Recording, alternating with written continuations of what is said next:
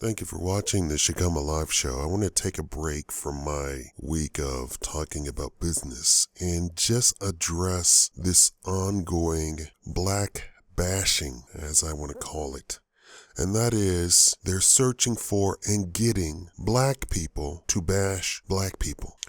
Now, here's what I'm not talking about. I'm not talking about the mother that found her son out protesting in Baltimore, where people were burning, breaking, looting, pillaging, what have you. And actually, that was a small subsection of the actual protesters who were marching down City Hall. And there was 10,000 of those people with signs, and they were singing Kumbaya and so forth and so on. And they had their signs and what have you. And they're protesting, which is I guess, okay. I don't approve of protesting at all. Seriously, I've already told you in the past that the only thing that I approve of is getting lawyers, removing people from office, suing people. You have to do the game like adults do it, and not like school children. I think protesting is nothing but a tantrum. It serves no purpose. You want to do something en masse? Start boycotting stuff. Start boycotting, as black people, start boycotting businesses. Start boycotting schools. Start boycotting the government. Quit your job and go find a private sector job. And black people are very, very beholden to the government. They run to the government for problems. Now, unlike the other people, I'm not trying to bash you. I'm trying to tell you what is real. And what is real is if you start looking to self for a solution, you'll find it. You've gone to government looking for a solution and you've never found it. Never. Even when you thought integration was the solution, it never was. They didn't like Jews. They didn't like Asians. They didn't like the Irish. But the Jews, Asians, and Irish never went to the government for the solution. They just said, okay, I'm going to take my ball and I'm going to go home. And that's what I keep trying to telling everybody. Now, what's the point of this video? These people bashing black people, these are black people bashing black people I'm talking about. You're not the solution. You're doing nothing more than adding to white supremacy. And what is that? How do I mean? I mean that some white person has convinced you that you need to insult your brothers, your sisters, your children, your future in some sort of attempt at tough love. That's not tough love. My tough love is saying stop going to the government and looking for the solution. Everybody gather together and understand that you have the power right in your pocketbook, right in your purse. We have the power. I know we can overcome this. My solution is always financial because this world is financial, economic, monetary. That's what this world is. It's about stuff. You want power? Stop giving your stuff to white people. Just stop it. And here's the big deal. I told you in previous videos, I didn't grow up in the United States. So I didn't have the benefit of growing up with this psychology pounding day in and day out. I'm inferior. I'm inferior. I'm inferior.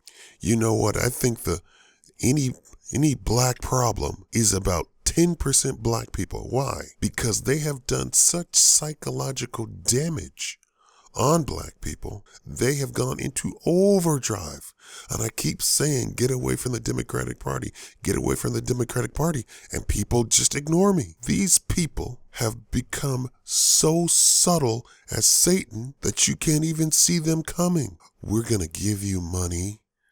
And you are going to have all the food and your rent paid, any medical, that we're just such nice people. But if you step back just one step, you see that what they're really saying is we are going to put such a divide amongst black women and black men that they will willingly give up dating and marrying each other. I'm sorry if you missed the announcement, but the most secure mechanism for human beings that man has invented has been marriage and children. One family through a daughter and another family through a son, and those two get married and have children, and both families now solidly become one family, and their wealth now is passed down through the daughter and the son into this one child. It should be that black people should be getting richer and richer and richer and richer and richer, and that poverty should be eradicated. But instead of black women and black men getting together, making their own things, and I've told you before, when a black man and a black man get together, they are a new creature financially. I'm not talking about these stories in the Bible. I'm talking about reality right here and today. And that only applies to black people. You ever seen one of these contest shows? You have Miss America, then you have Miss Congeniality, and then you have Most Improved. Black people, when they get married, fall into Most Improved. They become a completely new being. Most Improved. We are most improved when we get married. So these people talking about it's black people. We need to look to our own selves, and we need to beat our own selves, and we need to beat our children, and we need to call the black people thugs. And what? Why don't you take care of the actual problem first? Let's look at this. If you want to really take a good look at it, we had the Bloods and the Crips call a truce in Baltimore. We're not talking about they spent 10 years discussing it, having a powwow. They called a truce on a dime. We're not creatures. We're not animals. We don't have to be trained or retrained. We already know right from wrong, good from bad. The real problem is white supremacy. And what's really ridiculous is that it's grown so sophisticated, so subtle, that even the peasantry of white America doesn't even realize what's going on. They don't understand that they're having a benefit. They don't even know. They don't even know that when they put their name on an application, on a business loan, on rental property, that they are 4 times as likely to get it sight unseen. This sounds like a white person. Okay, let's look at their credit score. Looks good. Here we go, approved. Versus, this sounds like a black person. Denied. Oh, you don't think it happens like that? It does. It really does. There's been study after study after study after study. If we really want to tackle the problem, we need to tackle the problem. And the problem is white supremacy. The problem is post-traumatic slave psychosis. It's not black on black. Why don't you just look at black on black? If you're going to look at a problem and say it's just black people, why don't you look at the problem? The psychosis and the subtlety runs so deep that black people don't understand that they shouldn't touch each other. Black women don't understand that they should not run to the government for assistance. And black people should understand that they should not give their children up to government assistance. Yes, I'm talking about a 40, 50-year-old mother saying, well, she's a grown woman and there's government assistance, she can handle herself. No, understand that you, first of all, have psychosis from white supremacy, and you think it's A-okay to let your daughter go on government assistance instead of, first of all, holding herself up to be a lady, because she doesn't understand that. So the first problem is she didn't hold herself up to be a lady. And for all those people who come in here and say, we don't all have to be ladies, we don't all have to wear dresses. You do. You have to. If we're going to tackle this problem, let's tackle the whole problem. You have to hold yourself up to be a lady, number one. You have to value your ability to have more humans. You have to value that. You have to put that up there right where you put your value for Jesus or whatever you hold in high esteem. Right up there. Right under that, you have to value black life. Value. White supremacy says that you are of no value. That's white supremacy. This whole thing is telling you black lives do not matter. And I'm not talking about a slogan. I'm talking about, think of that in every facet of life. Black lives matter. I will never get an abortion. Black lives matter. I will never hit, hurt, or harm another black man, because his life is so valuable that it is not my place to hurt him. Black lives matter. I will never harm a black lady. Black lives matter. I will never harm a black gentleman as a woman. This is a psychosis that is so entrenched in black America that we don't even see the problem. Hell, white people don't even see the problem. I told you I lived overseas, and when I came back and started talking to black people, it so offended me, and you could readily see what's going on. I guess I'm glad I did have all of that psychology in college, because I could readily detect what's going on. Have you ever met an expert in something? Let's say a carpenter, right? And the carpenter is trying to help you, who knows nothing about carpentry, and you're trying to just construct a hobby horse. You're trying to nail like 6 pieces of wood together. That's all you're trying to do. But you're trying to do it at an angle.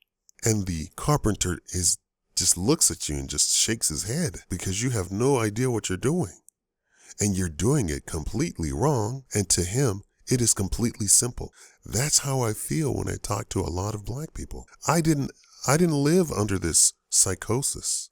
I was taught the exact opposite, that black people don't touch black people in any harmful way. Have you ever heard of that in your life? Black people don't hit each other. That's what I was taught growing up. Can you imagine that? Can you imagine, just for a second, if all of us thought that? You know, your reality is what you think. So my reality was, black people don't touch black people. Black people don't hit black people or beat black people. No, it doesn't happen. It's unheard of. Imagine for a second just that one little bit of mental training, that black people don't hurt black people, ever. That would completely erase all the guns, all the violence, completely.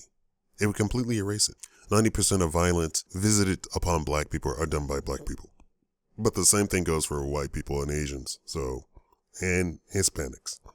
Hispanics beat Hispanics, white people beat white people, and Asian people beat Asian people. So don't put any sort of. Now here's the problem: when black people hit black people or hurt black people, we go to jail. The Asian, Hispanic, and white people don't. And I'm talking about across the board. I'm not talking about all poor people. No, I'm not talking about that. How many poor Asians do you know? How many poor white people do you know? Now, put this into your feather. Black people are 400 times more likely to go to jail. I'm not talking about arrested. I'm not talking about going to trial. I'm not talking about public defender. I'm talking about actually ending up in jail. I'm talking about white people aren't even stopped. This goes all to that black people are of no value, except for when it comes to black people spending money. It all comes back to a circle. Right? Now, I denounce any and all black people saying it's black people's problem. No, it's not. No. What is that? That is a juvenile, infantile, baby-like assessment of the situation. I'm not here to play on and off, night and day. I'm here to look at least 10,000 different components, right? I'm talking about an engineered spaceship. If black people are a spaceship, is the problem that we're not taking off into space, that black people aren't taking a hard look at black people? No. That's not even a gas pedal. That's not even a steering wheel. You know what that is? That's the tail fin way back in the back, not being stuck somewhere. The other instruments and dials and the steering wheel and the pedal and the accelerons and all of that other stuff that's in the electrical system, the environmental system, all of that. That's all white supremacy. It's not black supremacy. It's not black inferiority. It's all white supremacy. Everything. I'm never going to ignore the entire picture. What's the problem with black people? White supremacy. and the psychosis that is visited upon black people every day. In movies, in commercials, in the nightly news, it's okay to say, hey, there's some black guy raped. Rape is not a black thing. So you went out of your way to find one black rapist and reported on it, and report on it for an entire week. Why? Because black people don't rape. So when you found one, you made sure you rode that goat all the way, although the entire week. So some black guy shot another. Oh, okay, and you ride that. You don't report on the little black boy that offered the officer water in the middle of a protest and had more water to offer all the other officers. That's a big problem. Black people are too giving, and they've always been too giving. Africans were too giving. Had it been anybody else, they would have said, I'm sorry, you're a stranger, pow, right to the face. And we wouldn't have had any of this. We wouldn't have existed here in the United States. All we had to do is shoot some white people in the face in Africa. And you know what? There were some Africans that shot white people in the face, and they left them alone for a long time. They had to get other Africans to ask them how to get on their good side. And those stupid, giving, nice Africans told them what to do. Stop looking at these problems as off or non. There is no 1 and 2 solution to a problem. There's 10,000 things at work. When you go apply for a business loan and you're black and you don't get it, is that something that black people need to look at black people for? When you apply to a $60,000 a year job and your name is Jamal and they reject you out of hand, is that a black on black problem? Stop being retarded. Stop being foolish. Stop being stupid. We have black sports announcers. And here's what really gets me. Is he sitting there talking about, we need to get these black children off the street. We need to look at ourselves. We need to take responsibility. And then here's the black crowd. Oh, yes. Oh, speak your soul. What are you doing? Let's look at the problem. You can't open a business in your own neighborhood because when you go to apply for a business loan and for funding, they say, oh no, I'm sorry. We don't think that you'll make a profit and return the loan. That area is a very bad area. But a Korean can go and get a loan 10 times more likely. Mexican can go get a loan and they don't even have money. 5 times more likely. White person, 400 times more likely. Jew, that's out of the stratosphere. In your neighborhood, same neighborhood. So what do you say to that, Stephen Smith? You want to take a look at the problem? The problem is financial. Black people suffer the most during a financial crisis across the board, hands down. Middle class, upper class, black people. You just have to be black. Did you hear me? I said middle class and upper class. You just have to be black. Black people suffer the most during financial crises. You work so hard to get that corner office on the 30th floor, employee of the year, fired the next day. I'm sorry, we're gonna have to pull tight and get our ship right during this kind of financial crisis. We're gonna have to let you go. But I'm your employee of the year. I'm your salesman of the year. I've brought you $1 billion this year. Yes, I'm sorry, it's a financial crisis. Yes, that's not a black problem. That's a white supremacy problem. And while I'm saying just white supremacy problem, I want you to know that the whole idea of white supremacy problem means 10,000 things are all moving at the same time. Just like the internal workings of one of those old-timey clocks with all the gears and the shift and the click, click, click, click, click, click, click, all of that stuff. All of that's going on. That's what I mean by white supremacy. I don't mean they don't like you. I mean there is a concerted effort. You know what a concerted effort means? Think of an orchestra. They're all working together. The flutes, the tubas, the trumpets, the saxophones, the clarinets, the piano, the harp, the violins, the cellos, the bass violin, and the conductor, all working together.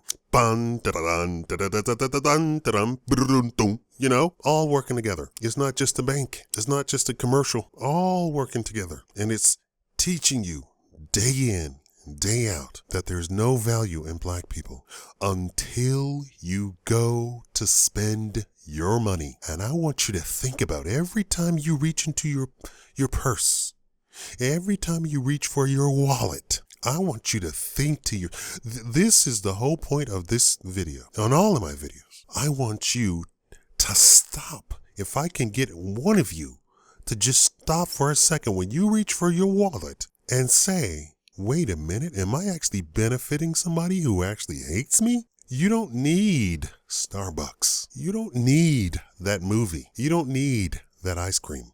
And you don't need that ice cream from a store that won't hire black people. You don't need it from a store that says black lives don't matter. You don't need it from a store that says, oh, we're post-racial. We have a black president. Of course, there's no racism in America. There's no white supremacy in America. We're beyond all that. Do you see the double speak? You see how he's saying one thing but practicing something else? He's not hiring black people. He's not giving money to black people. He's not hiring black people to be managers of his store. But on the other side, he says, oh, we're post-racial. That's how the Democrats act. Do you see how subtle as Satan that is? You say one thing, but you actually practice something else. Libertarians say we accept that people are racist, but the racist people have to pay the price. In this country right now, under our democratic republic, with the Democrat Party in power, with minimum wage in place, you can have a full-on hateful racist own a business, hate black people, not even let black people in the door, and everything's A-okay. Why? Because he suffers none of the negativity of being racist. What do I mean? Let's compare. In the libertarian utopia, right, you have the racist right next door to a flower child, right next door to a black owner. So the racist says, I will not hire black people. I won't even let black people through the door. So if during that time black people say, you know what, we're going to hire ourselves out for $1 less than white people. So he loses there on labor savings. Let's say the flower child guy, the hippie, says, sure, I'll hire black people. And let's look at the black store owner. He'll not only hire black people, but he'll hire mostly black people. And black people can come to his store. The person in the best position to make a killing is the black store owner. The white supremacist guy, the racist guy, will go out of business because the customers that he had, you can only charge, $3 for the widget. Each person can only charge $3. But the black guy, the black store owner, gets to save a whole bunch of money and gets a whole fresh crop of clientele that the other two don't even get. The racist guy will go out of business. If he can only charge $3 for the widget, same as the hippie guy, same as the black guy, he's going to go out of business because he has to pay more. In this country, the racist guy doesn't have to worry about that because there is a minimum wage. So black people can't say, I'll work for $1 less. And it literally pays racist people to stay racist. It literally pays. And this is something that the Democrats came up to. I've talked about it several times. Now, if you don't understand how subtle that is, go back over what I just said. It pays people to be racist. It's white supremacy. It's a concerted effort. Everybody is working. One back scratches another. They're all working together. And it's many, many parts. I'm saying 10,000. I'm saying it's probably more like 10 billion parts working together, right? And when you hear this stuff, negative stats on the news, then I come and make a video and I said, those stats are completely false. They count black women twice when they talk about economic stats. And then they separate the black women from the black men. It's all a concerted effort. Until we take care of the white supremacy, we shouldn't even look at the black people. You don't look at the tail rudder. You can actually fly a plane without a tail rudder, completely without one. Land it perfectly. It's all good. Like I said, if I can get you to just stop for a second when you pull out your purse, pull out your pocketbook, reach for your wallet and say, am I doing something that's going to keep white supremacy alive and kicking? That's all I want from this. Thank you for watching the Scum Live Show.